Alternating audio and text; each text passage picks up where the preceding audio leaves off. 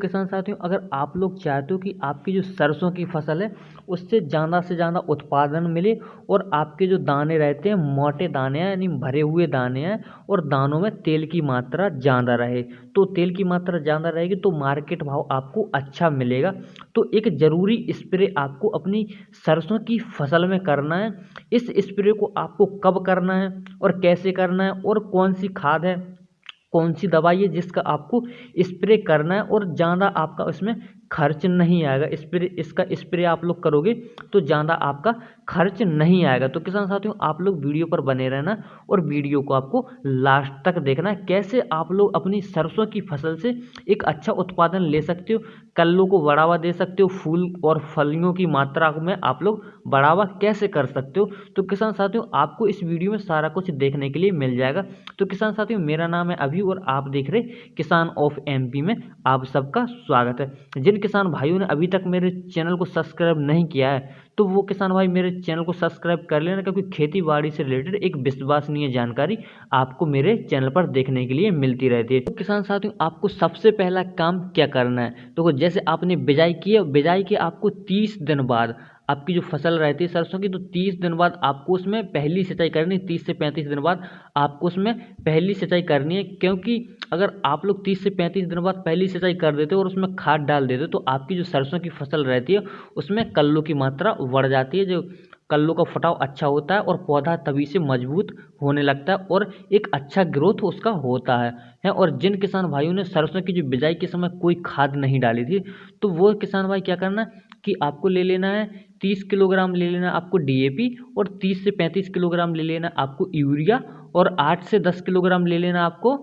Sulphur और 7 से 8 kilogram ले लेना है आपको जिंक। इन सब का आपको अपनी सरसों की फसल में छिड़काव कर देना है पहली सिंचाई पर है। और आप लोग जो खाद डालोगे तो आपको सिंचाई के बाद ही इसमें खाद डालना है। और जिन किसान भाइयों ने यूरिया और डीएपी अगर डाल के रखा है और सल्फर डाल के रखा है तो उन किसान साथियों को क्या करना है, जो पहली सिंचाई आप लोग करते हो ना, तो पहली सिंचाई पर आपको 25 से 30 किलोग्राम ले लेना यूरिया और 8 से 10 किलोग्राम ले लेना है जिंक। और जिंक का आपको इन सबको मिला करके जिंक और यूरिया को मिला करके आपको पहली सिंचाई पर इसको डाल देना है। क्योंकि अगर आपकी जो सरसों की फसल रहती है 30 से 35 दिन बाद जैसे उसके जो कल्ले बनने स्टार्ट होते हैं, ग्रोथ होती है, उस समय उसको पानी और खाद मिल जाती है तो एक अच्छा उत्पादन आपको देखने के लिए मिलता है। और जो सल्फर रहता है, सल्फर आपको जरूर डालना है, चाहे आप लोग उसको बिजाई के समय डालो या फिर आप लोग पहली सिंचाई पर डालो, क्योंकि सल्फर से ही आपकी जो सरसों रहती है उसमें तेल की मात्रा बढ़ती है। तो किसान साथियों, अब मैं जिस स्प्रे की बात कर रहा था वो आपको स्प्रे कब करना है,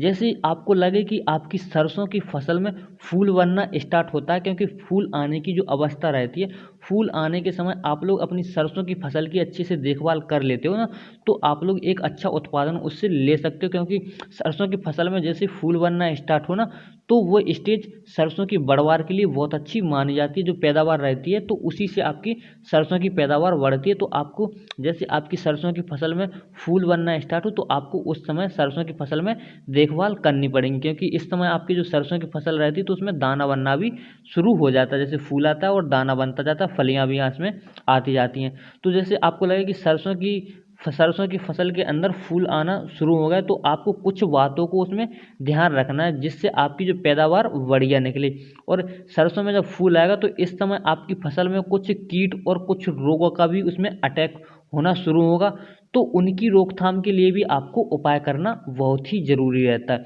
तो जिन किसान भाइयों की सरसों की फसल में फूल आना स्टार्ट हो जाए तो उन्हें पहला काम करना है कि आपको ले लेना है 1.5 किलोग्राम एनपीके और 100 ग्राम आपको ले लेना है बोरोन और 200 लीटर में पानी के घोल बना करके आपको अपनी सरसों की फसल में स्प्रे कर देना है। अब इस स्प्रे से क्या होगा कि आपकी जो सरसों की फसल है उसमें फूल झड़ना रुकेंगे, क्योंकि आपकी जो सरसों की फसल में फूल झड़ेंगे तो इसका स्प्रे करने से सरसों की जो फूल रहते हैं वो नहीं झड़ेंगे और आपका दाना चमकदार और मजबूत बनेगा। अब भाई दूसरा काम आपको क्या करना है, दूसरा काम आपकी जो सरसों की फसल में रहते हैं तो आप लोग जैसे फंगीसाइड और कीटनाशक का प्रयोग करते हैं, क्योंकि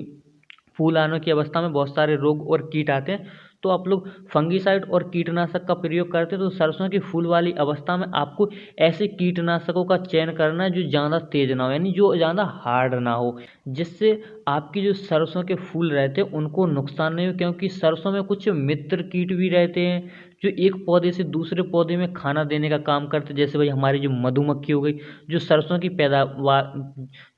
की पैदावार बढ़ाने में मदद करती। इसलिए सरसों की फसल में आपको ऐसे कीटनाशकों का प्रयोग करना है जो ज़्यादा हार्ड ना हो कि हमारी सरसों की फसल में नुकसान हो।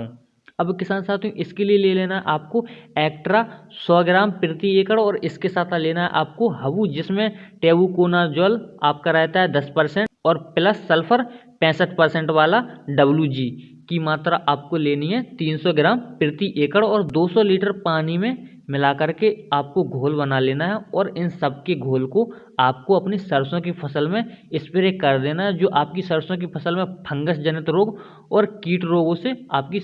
फसल को बचाता, और जो सल्फर रहता है आपकी